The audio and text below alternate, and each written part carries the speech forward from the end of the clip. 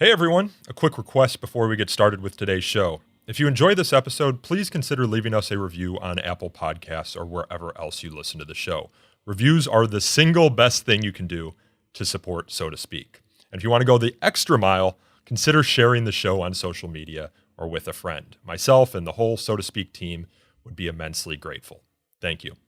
Freedom of speech. Fundamental rights. Freedom of conscience. Academic freedom. Freedom of press. And the right to listen. You're listening to So to Speak, the free speech podcast, brought to you by FIRE, the Foundation for Individual Rights in Education. Hello and welcome back to So to Speak, the free speech podcast, where every other week we take an uncensored look at the world of free expression through personal stories and candid conversations. As always, I'm your host, Nico Perino. In 2018, my boss, Greg Lukianoff, and his co-author, Jonathan Haidt, wrote in their best-selling book, The Coddling American Mind, that a school that makes freedom of inquiry an essential part of its identity, selects students who show special promise as seekers of truth, orients and prepares those students for productive disagreement, that would be an inspiring university to join, a joy to attend, and a blessing to society. Well, our guest on today's show is answering that call, not by reforming an existing university, but rather by starting his own. Pano Kanelos is a founder of the recently announced University of Austin, and he and his co-founders are rethinking the modern university by building their vision upon a foundation of open inquiry, new financial models, and an innovative curriculum. And it seeks to slowly roll out its programming over the course of the coming years, culminating with an undergraduate college in 2024. If ever there was a man to help lead such a daunting effort, it is Pano. He is the former president of St. John's College, a worldwide leader in curricular innovation, where during his tenure, he oversaw the most significant tuition reduction of any American college and paired it with a $300 million campaign. Fundraising chops that we will need here for the University of Austin get off the ground. Pano, welcome onto the show and congratulations. Well, thank you so much, Nico. It's such a pleasure to be here and a pleasure to talk about this, especially the quote that you started with that Greg and Jonathan had from their book was one of the points of inspiration for this very university. So thrilled to be talking with you about it. Well, let's start there. I mean, this is a daunting task, right? A lot of the universities that we look up to in America have been around for hundreds of years. They've got billions of dollars in endowment money. What makes you think you guys can pull this off, and why did you want to pull it off? Well, first of all, I'd say all of those universities that have been around for hundreds of years and with their billions of dollars started at some point in time. There was a call that somebody heard to start those institutions.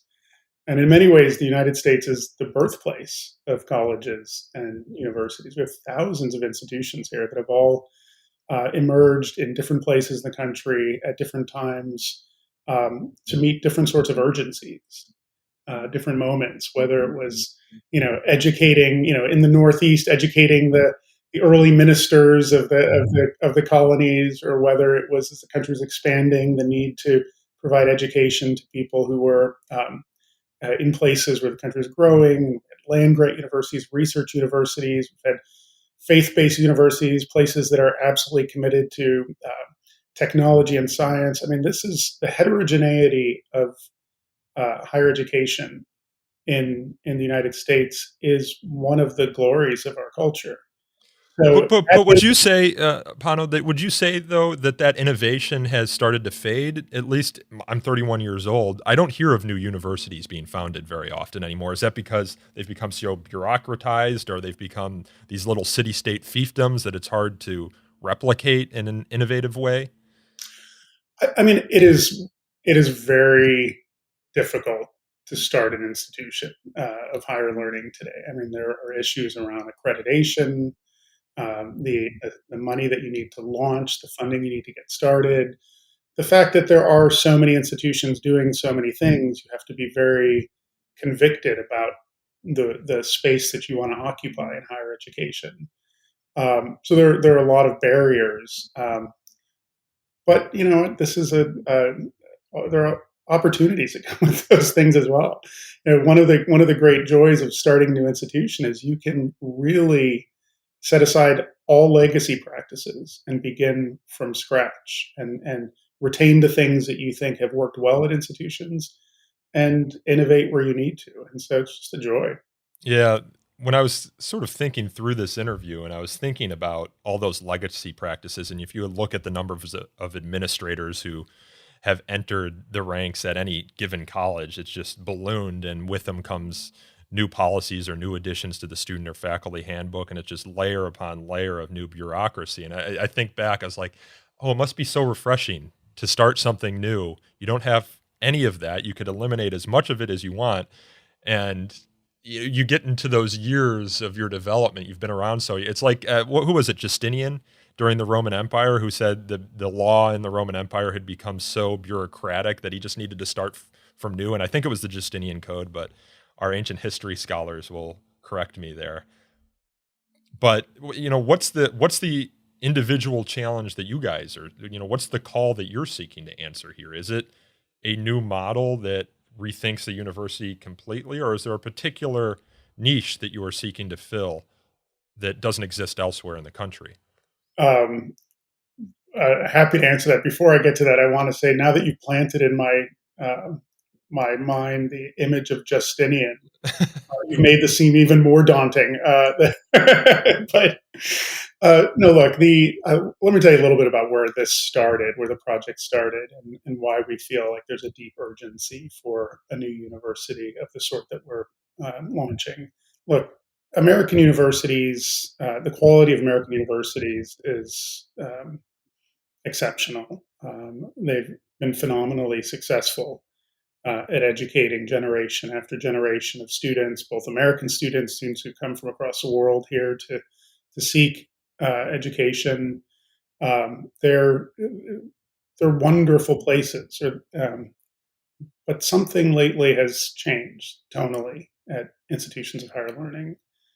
When you start to see the places where society does its thinking turn in on themselves and become places where people are silenced, where students don't feel like they can speak openly and freely, where faculty keep to themselves if they have any kind of dissenting opinions. At the very place in society where we should be most bold in our thinking, most open in discussion, and most amenable to hearing opinions different from our own, when that's no longer what we find at many or most institutions, we have a problem. We have a serious problem. I'm utterly convinced that the polarization that we have in our society today, broadly construed, has its roots in the culture of universities over the past couple decades. And so there are a group of us who have been talking about these issues for quite a while. And we became, at first, we were concerned with finding ways to reform institutions from within, became sort of focused on that. And then it became evident that that's probably not the right way to proceed. And so we had to ask ourselves a question. Are we simply going to allow higher education to continue down a path that's harmful both for higher education and for society? Or are we going to try and create a new model?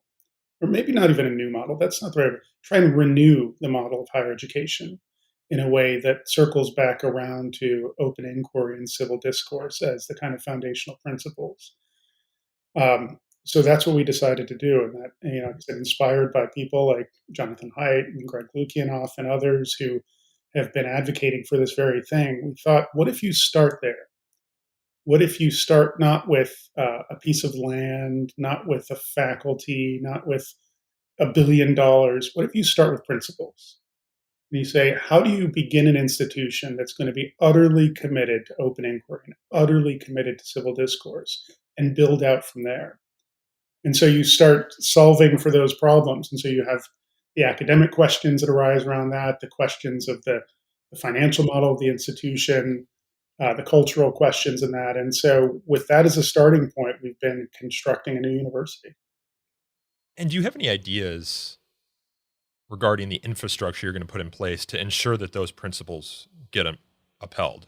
I think that it's often the case where people have these lofty ideas or lofty goals for themselves or their institutions. Politicians have it all the time, right? They're elected on a platform that they don't deliver on. Google's initial model was do no evil or something along those lines. It was going to be the company that did things differently in the tech world. And now it is the tech world, and it's doing a lot of the evil things that its founders promised not to do. So what's the infrastructure that you anticipate building internally to ensure that it doesn't go off the rails? You were a president of a university, right? I often feel bad for you guys because you have people like us, Fire, we're a watchdog, who have a value, have a purpose, and pressure from one side. But you're getting that pressure from a lot of sides when you're a president of a university, from students, from faculty, from administrators, all with different values and different concerns, and all of whom, Fire, we think this, of course, think their concern is the most important concern, and that anything less than total obedience to that concern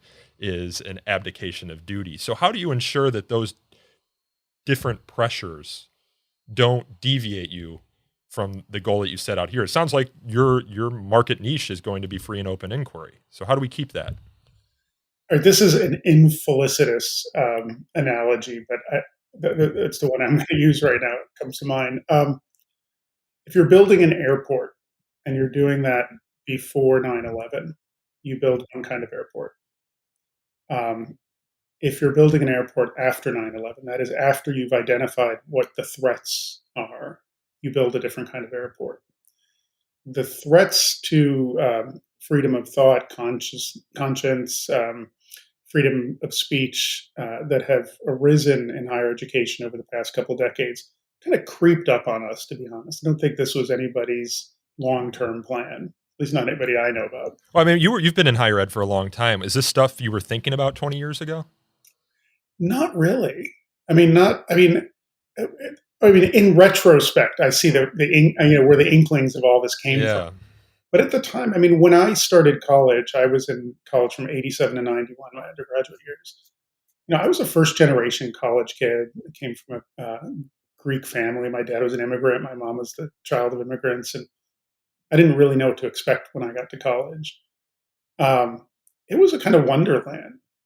I showed up. I went to Northwestern University. I met people from all walks of life, from so many different backgrounds, so many ideas that I had never even considered before were suddenly.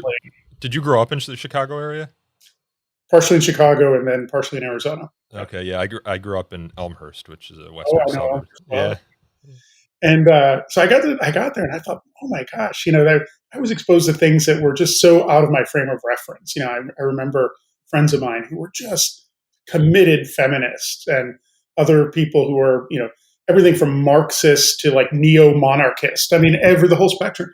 And it was just amazing to be part of that part of an institution at that time where everybody would bounce ideas off each other, share them. I mean, we argued, but and then we would slap each other on the back and go have a beer or something afterwards. And you mean you wouldn't go to an administrator to help mediate? Never even crossed my mind. And so, I mean, maybe this sounds like a golden age, and maybe I'm remembering it as I wish it was. But I think I don't think it's inaccurate to say that when I was in college, 30 years ago, that it felt like a place that you went not to persuade other people that you already had fixed upon ideas, but you were there to discover ideas and be exposed to ideas. And it just seemed to me that was the whole purpose of being there. Yet over the 3 decades I've been in higher education, I've seen that those opportunities slip away. I've seen movement in the opposite direction. Rather than have speech that is open and free-flowing and liberated, you see people, feeling like they can't speak to one another, or if they are speaking to one another, feeling self-conscious about the consequences of that speech. And there's a culture of fear. I mean, there just is, and that's not acceptable. Just not acceptable that anybody in higher education feels like that they have to look over their shoulder. I find that just completely untenable. Well, you're expressing a concern about the culture of higher education that, of course, is shared by us within Fire. But the detractors argue that the cases that we're talking about are anecdotal, and that college campuses, there's really not as much fear as perhaps we at Fire make there out to be. But I think that belies the fact that there is a chilling effect that any one case can cast across an entire campus, right? That we don't see the cases of people who don't speak out. And we've tried to get at this problem by surveying students, and some of those results reveal some troubling trends. But it's hard to actually survey faculty on these issues. There's no panel out there from YouGov or Harris who will give you a panel of faculty members and tell you how they're feeling about their teaching. But you've been the president of a university. You've been in higher education for decades now. Do faculty come to you and say they self-censor in increasing regularity? Oh, absolutely. Absolutely. Faculty, students, even staff. I've been very outspoken about the need for open inquiry and civil discourse, even when I was at St. John's, and so I think that encouraged a lot of people to have these conversations with me, even though I was an administrator. And dozens of people have approached me, and again, it's the people who aren't saying things, I think, that I'm even more concerned about. I mean, it's just the work that you guys have done at Fire and others done with your surveys and canvassing, the culture in higher education, I think, is invaluable. I mean, the data's there. The data is simply there that a significant portion of students feel that they have to self-censor. Significant portion of faculty feel that they have to watch their back. And again, I find that at universities, I mean, at places that are supposed to be, the kind of beating heart of a free society, that should be the most tolerant, the most heterogeneous places we can imagine, the place where you can try out ideas without fear of consequences. There should be a place in society where we can be wrong and be wrong publicly and with each other. And if we don't have that space, how are we ever going to find out what is right? So you were president of St. John's College, which in retrospect, being the person who I am now, I would have loved to have attended, but I had to pick the college that I went to when I was still 18 years old and in a heavy metal band, and college was the educational purpose of college was maybe secondary to my considerations about social life and running track, which I also did in college. Can you tell our listeners a little bit about St. John's and why it's different? And if there's anything from St. John's that you want to bring over to the University of Austin? Yeah, sure.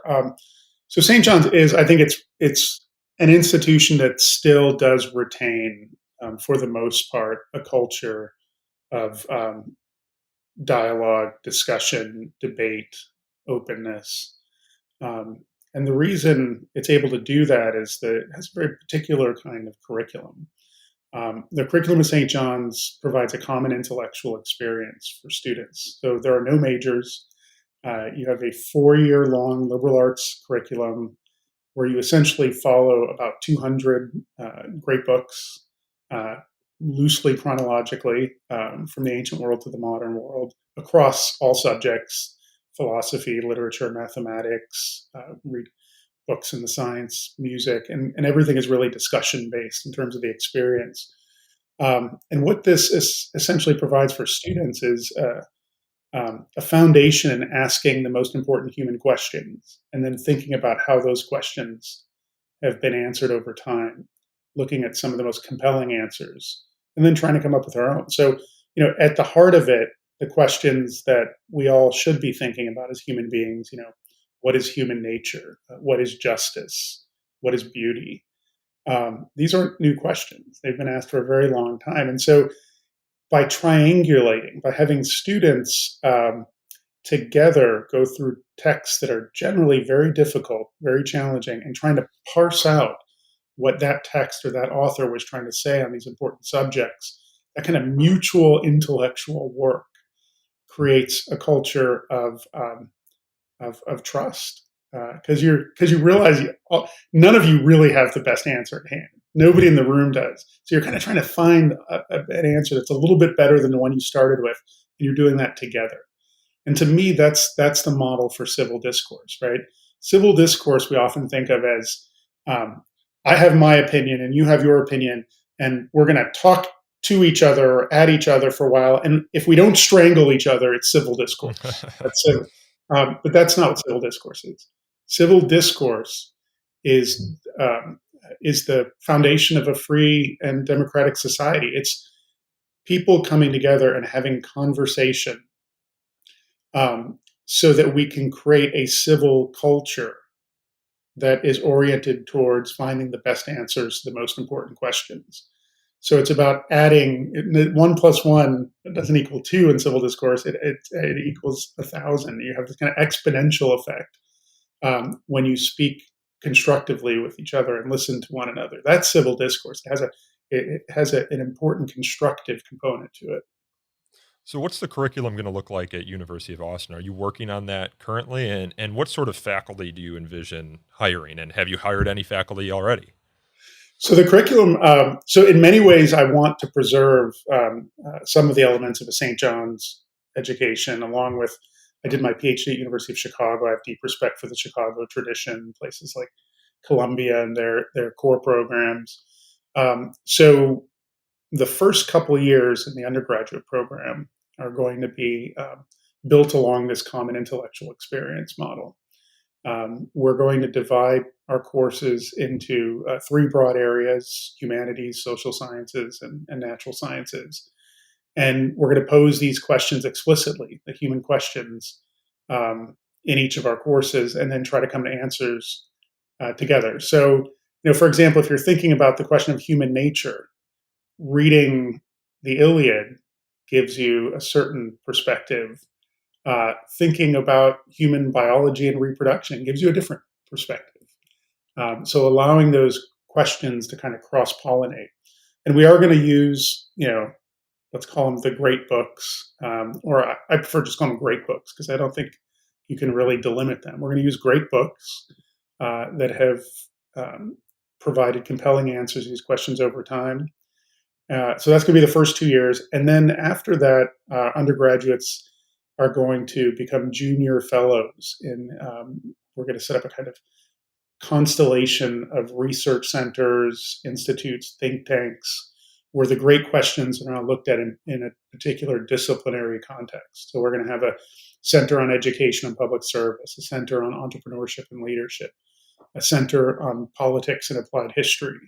And so rather than have a major, students will become fellows in these centers, and they will be doing research. They'll have internships, apprenticeships. They're going to be doing a kind of mentored experience. They're going to be doing their own kind of bespoke pathway through these institutes as they prepare to graduate. So there's sort of 2 very different pieces here: the kind of traditional liberal arts model that you would find at a place like St. John's, and then a kind of innovative model that's really about self-directed education that forms the latter part of the experience. And you're still looking to launch in 2024? That's what I said at the top, but yeah, that seems ambitious. Oh, we're even more ambitious than that. We're actually planning, I should say, to launch our first master's program in entrepreneurship and leadership next fall of 22, a 1-year program. We're going to launch a couple more master's programs the following year. And then our undergraduate program hopefully will launch in 24, 25. That's the most complicated piece to put together over time. So we need a little bit of time to do that. And it's the University of Austin. Why Austin, Texas? Is there going to be an actual shovel in the ground here at some point, do you hope? Absolutely. We believe very strongly in in-person education and in creating a community of learning. Locke called it the commonwealth of learning, and the places across the world where people gather together to seek truth. And so we're going to have a campus, physical location, and And why Austin? Austin really, this institution is an entrepreneurial enterprise. It's something new being introduced in the world, and kind of with strong elements of innovation. That's the spirit of Austin right now. People are coming here from all over the country, all over the world, to start new things. And it's not just tech. I mean, tech is one of the most significant areas of entrepreneurship and innovation here. But I met amazing K through 12 educators here that are starting projects left and right. These new schools popping up and new ways of thinking about K through 12 education. There's a lot of energy here in Austin and a lot of people coming together to share ideas. And that's exactly what we want to do at this institution. We want to bring people together from across the country and world to share their ideas. So the spirit of this place at this time really feeds into the kind of institution that we want to become. And I imagine you'll be bringing some very interesting faculty in as well. Are you able to share who you have involved yet, or do you have any idea of the type of person that you'd like to have involved in the faculty? So at this point, we have already brought on 3 of what we're calling founding faculty fellows. So these are faculty who will teach for us as we get going, help us design curriculum, help us think about the important questions that you mentioned earlier, like how do we preserve the mission of the institution over time. And we began thinking about who will represent the kind of ethos of the place. And so our first fellows include Peter Boghossian, who recently left Portland State, philosopher, Ayaan Hirsi Ali, great public intellectual, feminist. Isn't she at Harvard? She has an affiliation with Hoover in Stanford, Okay. Hoover Institute. And then our third fellow, who we just brought on board, is Kathleen Stock from the University of Sussex, a feminist. I'm not familiar with her. I am with the other 2. She's a feminist author who wrote a book about transgenderism, and Oh, that's a third rail if ever there was one. Watch out. She was hounded out of her institution by protests, students' threats, as was Peter Boghossian over a longer period of time. And decided that we would start by hiring people not only because they were bright people who knew a lot of things about important subjects, but people who exemplified a spirit of courage, people who can in many ways be a trailblazer to show us how we can move past this period where ideas are being suppressed and people are paying a penalty for being dissidents, and move to a better place. So we wanted to bring the very people on board who have the most immediate experience of this, so they can teach us how to be a better institution. Well, that's one way to preserve the mission, right? Is to hire people who were committed to their vision of a university in the most difficult of circumstances, and were willing to leave their university because it didn't. Absolutely. And another way to preserve the mission is you have to be very clear about what the mission is. I mean, what is that you're offering the world? And so, for us, we are inspired by things like the Chicago Statement on Academic Freedom. We're going to be holding our own conference in the spring, and we're going to create the Austin Statement on Academic Freedom, inspired by Chicago. But we feel that we should articulate our own principles. But the two foundational principles for us that are non-negotiable are open inquiry and civil discourse. And so bringing members of our community on who abide by those principles is priority one. Right? You could believe anything you want to believe. You could be a radical Marxist. You could be a super committed person of faith. You could, I don't care about your politics. I don't care about the kinds of things that stimulate you intellectually. What I care about primarily are people who understand the value of conversation and dialogue and are going to create an environment where dialogue can thrive. So this won't be primarily a research university then? There's going to be a significant amount of research. We want to give people the ability to do their work. And so we're going to be bringing scholars in, and we're going to give them space to do their work. And it's a place where they don't have to look over their shoulder, but they're going to have to teach as well. So it's going to be really a kind of a teacher-scholar model for the faculty at the university.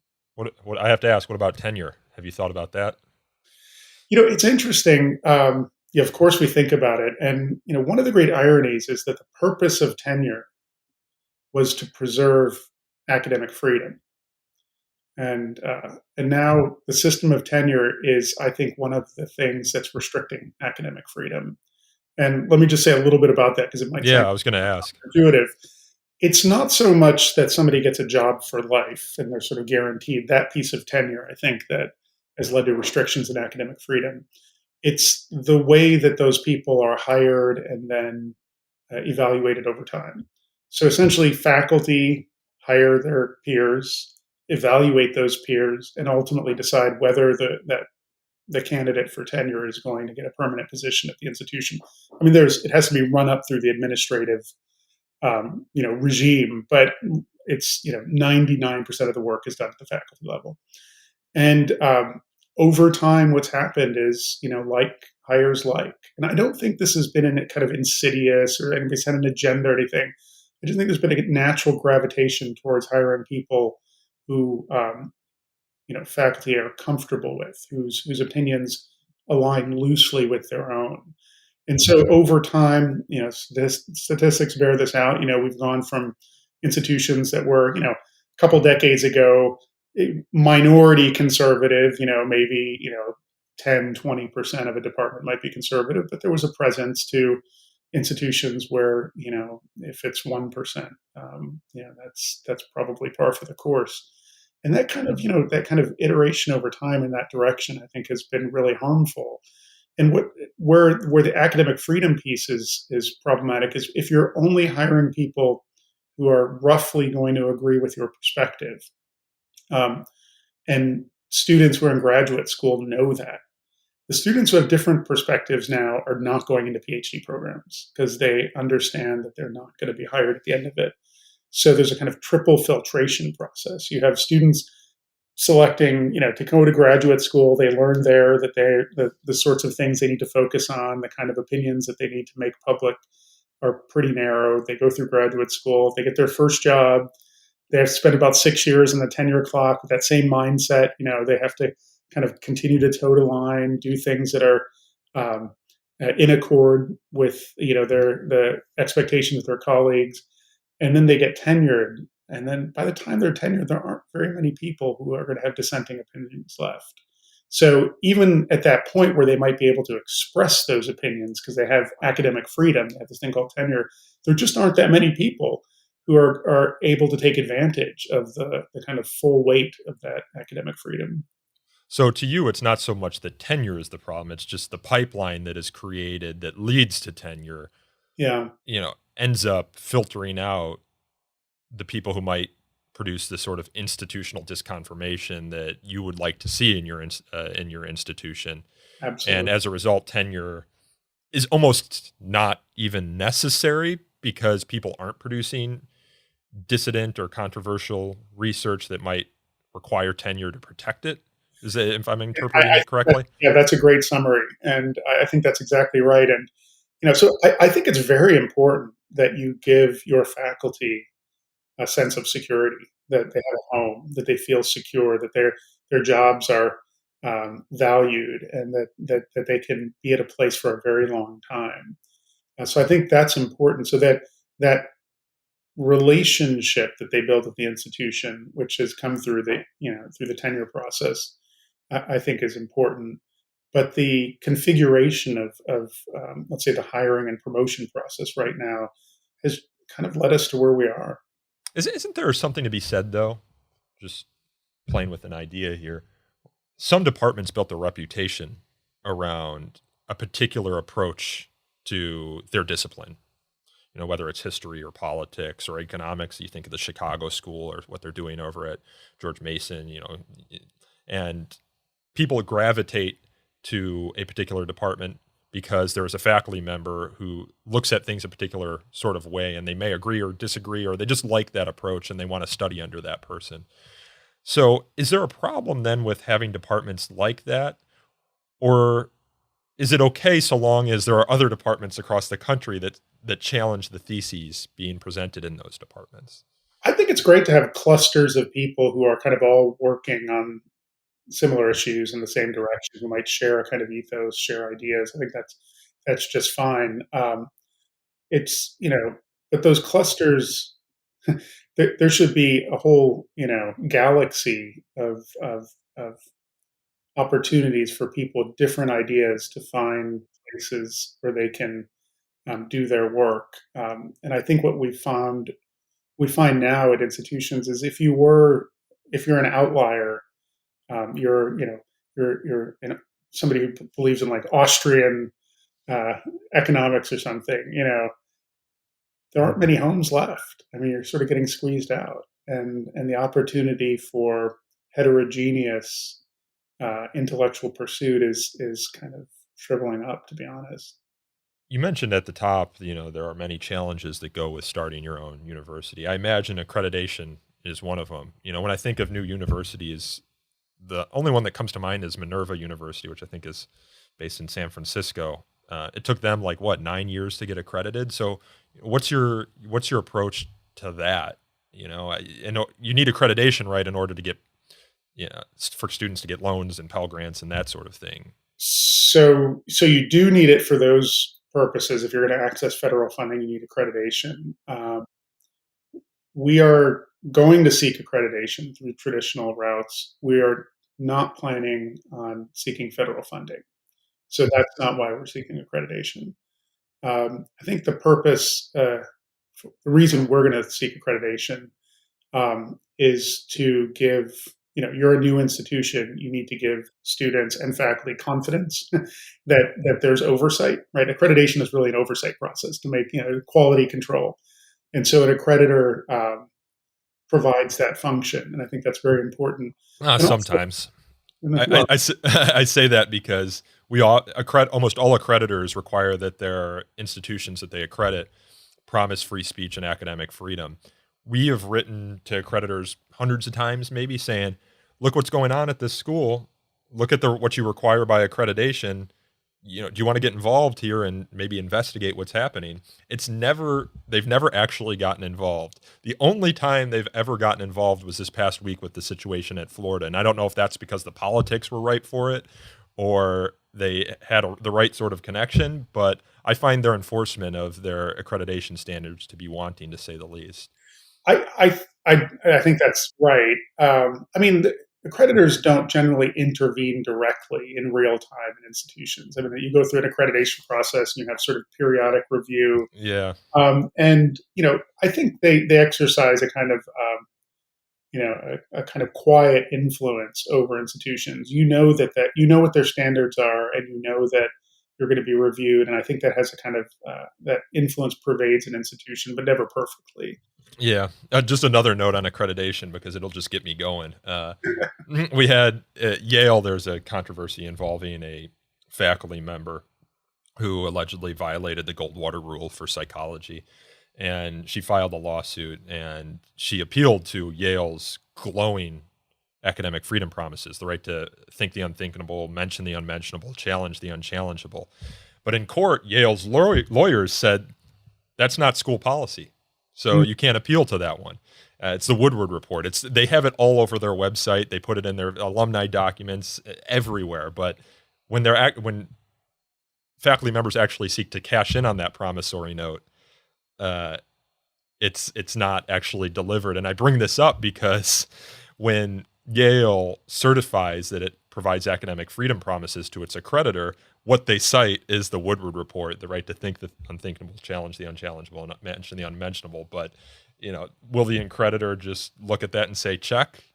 Or will they actually care that it's, they might say one thing out of one side of their mouth and another thing out of the other side of their mouth? As you can see, I have an axe to grind with accreditors. You certainly do. And I've dealt with accreditation too. And it also depends on accreditation is carried out by a team that visits you and sort of reviews things. It depends on who's on the team sometimes too, how much they pay attention to certain things. But do I think the accreditation system needs to be reformed? Absolutely.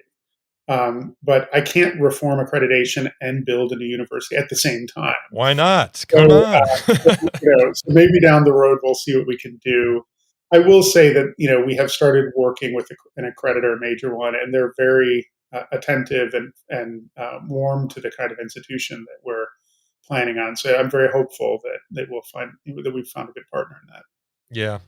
Well, what are the next steps then? I imagine you have some money to raise. How much money are you looking to raise, and how can listeners support your efforts? Yeah. So the next steps, I mean, one way to build a new university would be to go out there and find yourself $1 billion and start there. And so, if somebody gives me $1 billion, that'd be awesome. Thank you. And we'll start there. But, that's not how we're starting. We're going to be building the university in a kind of phased fashion.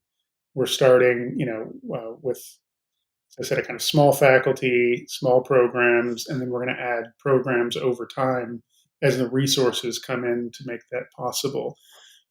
So our hope is that, within 3 to 4 years, we will have raised enough money to launch the undergraduate program.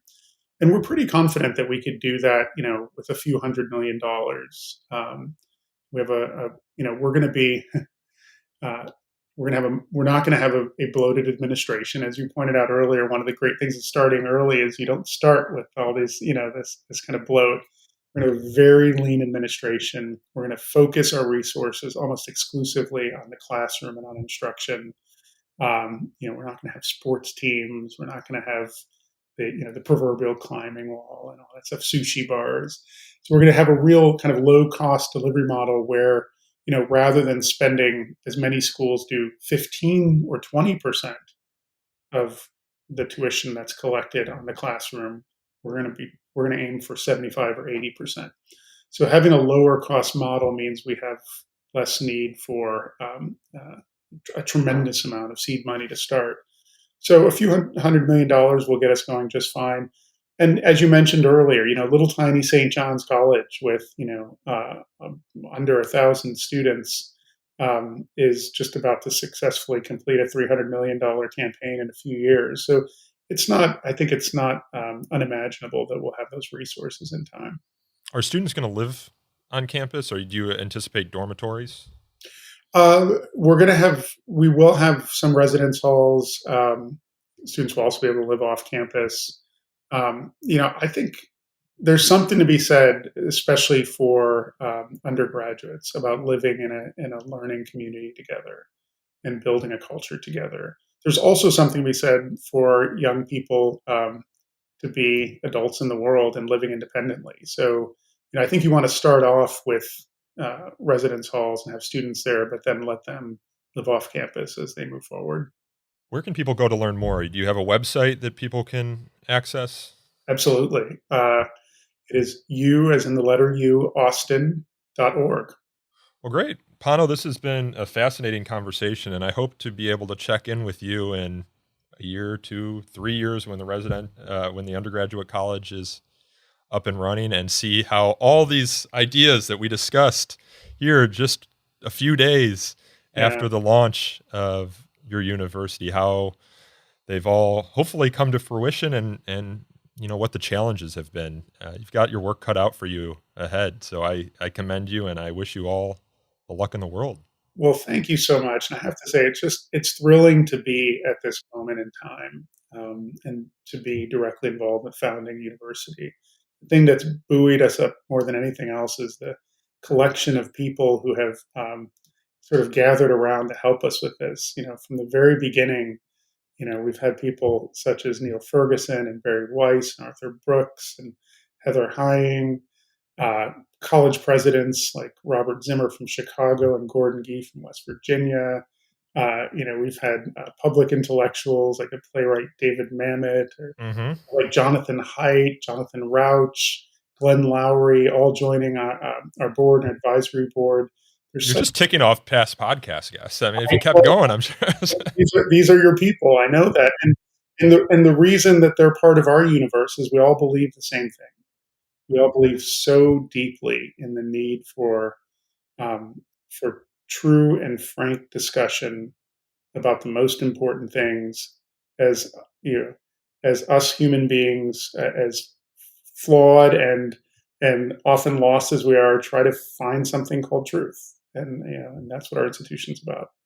Well, I have to admit I'm jealous. It's been a goal of mine for my entire life to build something from the ground up, an institution. So I hope to one day be able to do something like that. But in the meantime, you know, this is right up our alley here on So to Speak, and right up our alley here at Fire. So any help that we can provide as you get going. But once you get going, we're the watchdog. So we're going to hold you accountable, and hopefully not too much, because you're doing everything we love. But well, the work you do is so critical and inspirational. It's, as I said, it's part of the thing. Part of what inspired us to do this is the work that you do at Fire and other organizations like Heterodox Academy, and that trying to keep higher education accountable. And so we're all on the same team. All right, with that, I'll let you go. Pano, thanks for coming on the show. Thank you so much, Nico. It's a great pleasure. Thank you. That was Pano Kanelos, and he is the founder of the recently announced University of Austin. This podcast is hosted and produced and recorded by me, Nico Perino, and edited by Aaron Reese. You can learn more about So to Speak by visiting us on Twitter at twitter.com/freespeechtalk, or liking us on Facebook at So to Speak Podcast. You can also email us feedback at sotospeak@thefire.org. And as I said at the top of the show, if you enjoy the show, please leave us a review. It's the number one thing you can do to help us get more listeners. And until next time, I thank you all again for listening.